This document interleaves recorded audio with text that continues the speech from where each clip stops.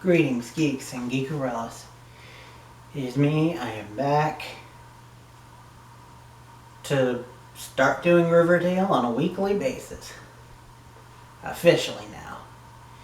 And oh boy, I chose a good time to do it because shit's getting real. But before we get into that, spoiler warning, if you hadn't seen it, go see it. It was actually really good. Don't know why I said actually. It's still... I didn't mean that. Rewind. It's really good. I really enjoyed it. And if you're into this type of stuff, I think you will be too. Go watch it, come back, tell me what you think in the comments down below. Bleh. Keeping that in, oh well. So, this episode picks up with what happened to Doily. Because we find out that, yes, he did indeed die. But Ben is still alive, clinging for life at the hospital. In a coma. Jughead's really interested in what's going on and needs a distraction from the Archie stuff because they don't have anything currently. And Betty's all too eager to join him to distract herself from what happened at the end of the last episode and the fact that her family's not acknowledging the whole baby fired thing. So they start investigating what's going on, and they figure out that there's a third person involved in their little group, and of course it's Ethel. Because Ethel, I think they brought her in because Stranger Things and everybody loved her. And she does a good job with what they give her, but they never actually give her a legit story. They just plug her in wherever she's needed.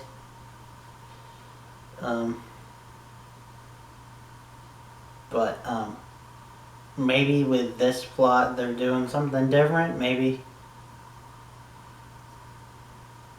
And hopefully she doesn't pass away because...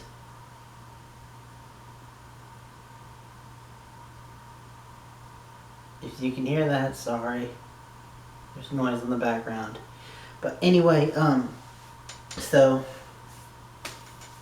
they talk to her and she starts to have a seizure herself. Well, so even though their parents are against it, they start investigating it, find out about the Gargoyle King. They find out that Dilton Doily had a secret bunker, which, raise your hand if you're surprised that he had a secret bunker. Put that hand down. You knew he did. Because, remember, this is the dude who ran the Boy Scouts. Which, speaking of which, one of the scouts is actually in the bunker. Scared the shit out of me. Thought it was going to be something supernatural. Because honestly, with this show now, I just have no clue what the fuck's going on. But yeah, so they investigate it. And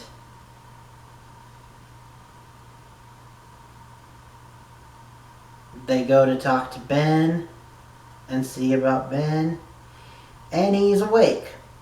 And not only is he awake, but he's sitting on the windowsill and he's talking crazy talk. He's talking about how Doily is free, that he's going to visit him, and they try to rope him in saying, what about Princess so-and-so? Ethel's character that she plays. Which, by the way, not all of us role players are that cuckoo crazy. Just want to set that record straight. So, Anyway, he then jumps out of the window, and from what it sounds like, he did hit a car. But anyway, so that's the Bughead story. The Varchi story, still getting used to their name, is the fact that Archie is now in juvie and he's trying to get used to it.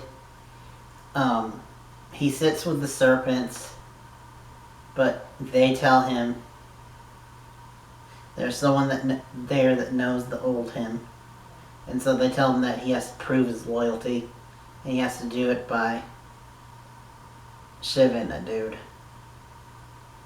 And Archie's like, no, fuck that. And his cellmate Mad Dog says you need to fight back or otherwise you're gonna start getting some trouble. And Archie's like, okay, screw that. I need to go and do something civil.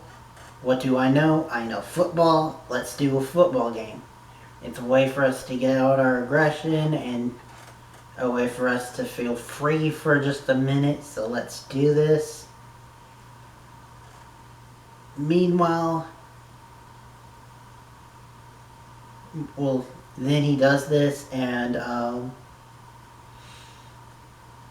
things don't go too well. A certain son of a bitch shows up,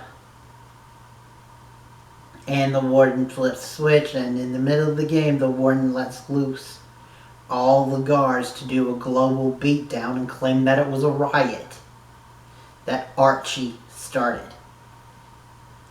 And when Archie gets back from the riot, he finds that his cellmate Mad Dog, who turned out to be a good guy, is now also dead. And they claim he died in the riot. Which was not true at all.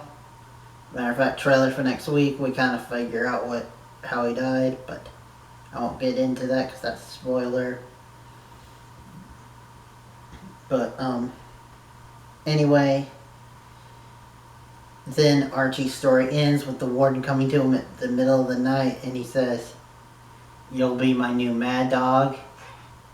Because of the way that Archie fought the guards. Apparently he put 3 in a hospital, which, go Archie. Also, why the hell has KJ Apa, I believe that's how you say his name, not been a superhero before?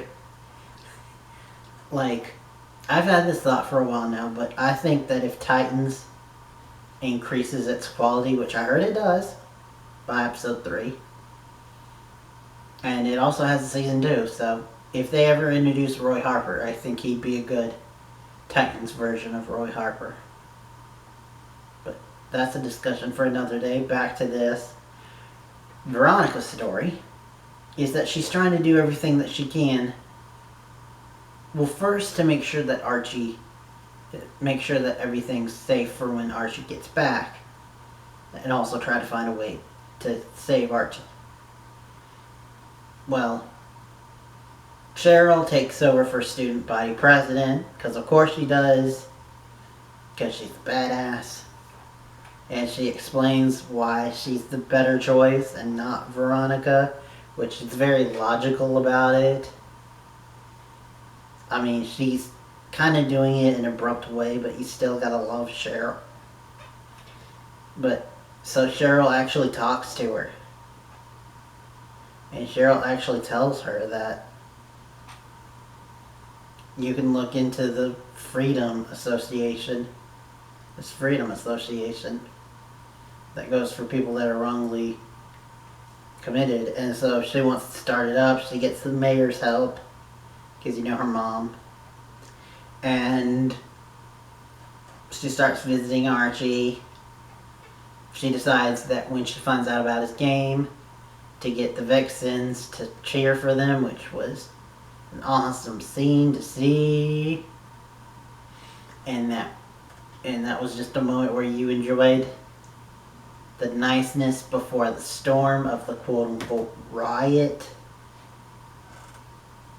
And then, of course, her dad shows up, and her dad makes sure that she's no longer on the guest list. So she talks to Cheryl, and of course, smart Cheryl's like, fuck that, just get a fake ID. I got one. Get a fake ID. Go as someone else. So your name isn't Veronica Lodge on the list. And she's like, okay. And she does it. Which is really awesome. And there was maybe a couple other stuff going on. But that was pretty much the episode, except for one big thing. Veronica Lodge gets all the parents together, like all of them, of the main cast. Including Josie's, Kevin's father, Josie's mother, even Cheryl's mom, gets them all together and is like, look, I know we vowed never to talk about this before, but the Gargoyle King is back. And they talk about that and do some hint vagaries. But basically, Midnight Club, people. Oh my god. Which gets me even more excited. And actually gives us a legit story reason why we're doing the flashback episode. Which, oh my god, I'm so excited for that. Anyway, thanks for watching. Next time you'll see me will probably be Titans. I mean, I wanted to keep up the Thursday and Tuesday throwback Thursday and topic Tuesday and maybe Thursday thoughts, but I'm doing like 5 shows a week now, so for the time being, I've kind of dropped them. But anyway, next time you'll see me will be Titans. Actually, both times, because I'm about to jump up in just a couple hours of me recording this and do Media Madness, their Titans episode on Comic Frontline. So maybe join us there if you see this in time. Again, thanks for watching. Till next time and beyond.